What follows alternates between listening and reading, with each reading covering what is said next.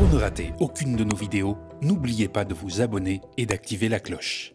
Bonjour à toutes et à tous, bienvenue sur Le Média. J'ai le plaisir de vous retrouver pour une nouvelle édition de votre bulletin d'information à la sauce estivale. Nous sommes le mercredi 7 août 2024. Vous nous regardez sur le canal 350 de la Freebox, sur YouTube ou sur notre site internet.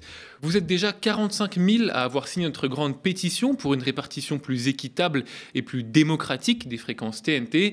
Signez et partagez-la sur tnt.lesmediatv.fr. Merci et continuez à nous soutenir même pendant l'été. Abonnez-vous, faites-nous des dons, devenez sociétaires. On ne vit que de votre soutien.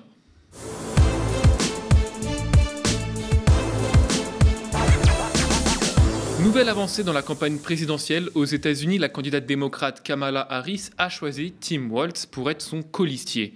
Alors il est possible que ce nom ne vous dise rien, et en effet, dans le pays de l'oncle Sam, comme en Europe, le sexagénaire n'a pas fait beaucoup parler de lui, si bien que ses adversaires ne savent pas comment lui taper dessus. Le seul palmarès que veut bien lui reconnaître l'équipe de campagne de Donald Trump, c'est d'être, je cite, un dangereux gauchiste extrémiste, et même souvent taxé de progressiste. Que des compliments donc, si je puis me permettre.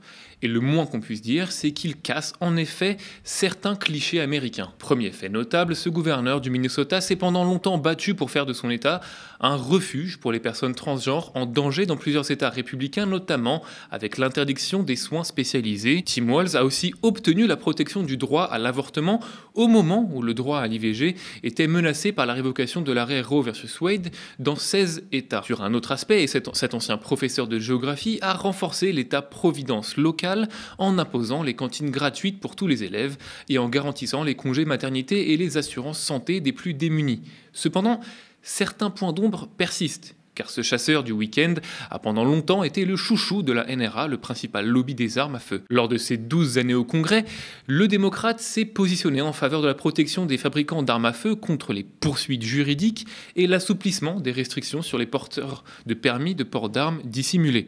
Des positions qui ont néanmoins changé lors de son arrivée à la tête de l'État du Minnesota, où Walz a préféré une approche plus stricte.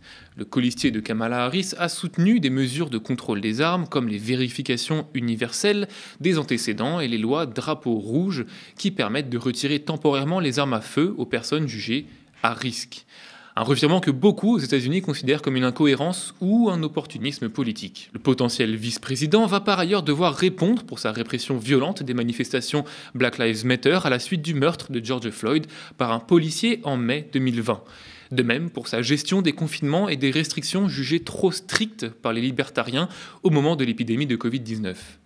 Alors ce choix de la part de la candidate est tout de même un virage pris à 180 degrés par rapport aux noms présupposés qui circulaient. Josh Shapiro, qui était le favori à ce poste, était loin de faire l'unanimité de par sa position sur le conflit au Proche-Orient et son soutien à Israël, là où Tim Walz réclame un cessez-le-feu.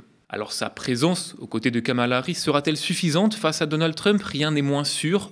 Eux-mêmes le disent, ils sont les outsiders. Mais sa présence peut faire tout de même chavirer le cœur des indécis et l'électorat rural, comme c'est le cas du Minnesota. On pourrait vous faire un épisode par jour. Une nouvelle hypocrisie autour des JO les plus écolos de l'histoire a été révélée. La marque Coca-Cola, partenaire officiel de ces Jeux Olympiques, ferait du greenwashing. Alors ça, on l'avait pas vu venir. Le simple fait de choisir comme partenaire la multinationale déjà maintes fois épinglée pour la pollution de ses emballages plastiques était questionnable. Coca avait alors promis de faire des efforts pour réduire le plastique à usage unique pendant la compétition. La marque sert aux usagers ses boissons dans des gobelets en plastique réutilisables consignés 2 €. Mais derrière le comptoir, ce sont des petites bouteilles de plastique tout simplement vidées dans le verre. Vous reprendrez bien une dose de plastique, non? Une Eco-Cup n'est pas écolo dès lors qu'on vide une bouteille en plastique dedans et qu'on la jette. Tout est fait pour que l'Eco-Cup ne soit jamais rendue, refaire la queue pour la rendre, la ramener au bon stand. L'Eco-Cup est clairement une vente supplémentaire pour Coca, raconte une internaute sur X. Les belles promesses du géant mondial n'ont pas été tenues. Les journalistes de Reporters ont cherché les fameuses fontaines promises. Rien du tout. France Nature Environnement révélait déjà en juin que les 3/4 des bouteilles vendues par la marque seraient en plastique. La marque plaide le manque de place ou d'infrastructure, un choix de sponsor et de distributeur officiel de boissons des JO, pas vraiment à la hauteur des défis climatiques. Le monde médical critique aussi les partenariats. Des spécialistes en santé publique accusent la multinationale de sportwashing, rapporte Libération. Je cite, en continuant de s'associer avec Coca-Cola, le mouvement olympique risque d'être complice de l'aggravation d'une épidémie mondial de mauvaise alimentation, écrivent deux chercheuses, Trish Cotter et Sandra Mullin, dans la revue BMJ Global Health. Les sodas sont l'un des principaux moteurs de pathologies répandues dans le monde entier, comme l'obésité ou le diabète, soulignent les autrices, qui appellent le Comité international olympique à rompre ses liens avec Coca-Cola, rapporte le journal. De plus, le géant mondial est très présent dans les partenariats sportifs.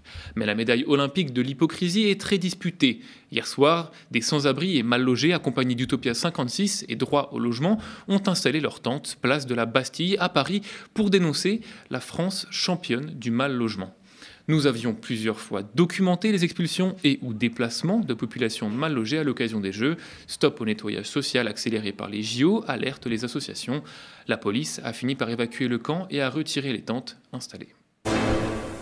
On part maintenant en Afrique. Ce mercredi, la porte-parole du ministère russe des Affaires étrangères, Maria Zakharova, a accusé l'Ukraine d'ouvrir un deuxième front en Afrique en soutenant des groupes terroristes. Cette accusation intervient quelques jours après la plus lourde défaite subie par la milice Wagner au Mali. Samedi 27 juillet dernier, un convoi de l'armée malienne et de ses soutiens russes du groupe Wagner est tombé dans une embuscade des rebelles indépendantistes à la frontière algérienne dans l'extrême nord-est du pays.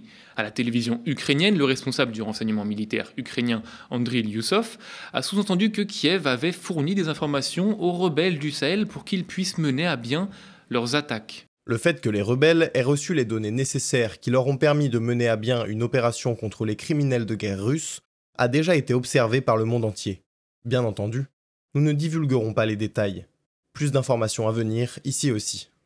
À l'issue de ces déclarations, le Mali a annoncé dimanche dernier la rupture de ses relations avec l'Ukraine, estimant que ces actes violent la souveraineté du Mali, dépassant le cadre de l'ingérence étrangère et constituent un soutien au terrorisme international. Le gouvernement malien, par la voix de son porte-parole, a annoncé saisir les autorités judiciaires compétentes et prendre les mesures nécessaires pour prévenir toute déstabilisation du Mali à partir d'États africains, notamment à partir d'ambassades ukrainiennes installées dans la sous-région avec des terroristes déguisés en diplomates. Kiev a immédiatement rejeté les accusations et indiqué regretter une décision précipitée tout en affirmant adhérer inconditionnellement aux normes du droit international. Une réponse qui n'a pas convaincu le Niger, qui à son tour a annoncé hier rompre avec effet immédiat ses relations diplomatiques avec l'Ukraine. Le porte-parole du gouvernement nigérien, le colonel-major Amadou Abdraman, s'est exprimé par voie de communiqué lu à la télévision publique. Le gouvernement de la République du Niger, totalement solidaire du gouvernement et du peuple malien, décide en toute souveraineté de la rupture avec effet immédiat des relations diplomatiques entre la République du Niger et l'Ukraine. Niamey entend saisir le Conseil de sécurité des Nations Unies en vue de statuer sur l'agression ukrainienne. Il pointe par ailleurs le silence des États africains et de l'Union africaine en particulier et appelle à la responsabilité de la communauté internationale. Merci d'avoir suivi ce bulletin d'information. Vous le savez, malgré notre dossier sérieux et la ferveur populaire, le média n'a pas été sélectionné par l'Arcom pour être diffusé sur la TNT. Mais nous ne lâchons pas le combat et nous engageons un recours. Vous êtes déjà plus de 43 000 à avoir signé notre grande pétition pour une répartition plus équitable et plus démocratique des fréquences TNT. Signez et partagez-la sur tnt.lemediatv.fr. Nous avons également récolté plus de 269 000 € de dons. Merci, vous rêvez d'une autre information sur la TNT, nous aussi. Alors force à nous et force à vous qui nous regardez, qui nous partagez, qui nous aimez et qui nous financez. Belle journée sur le média.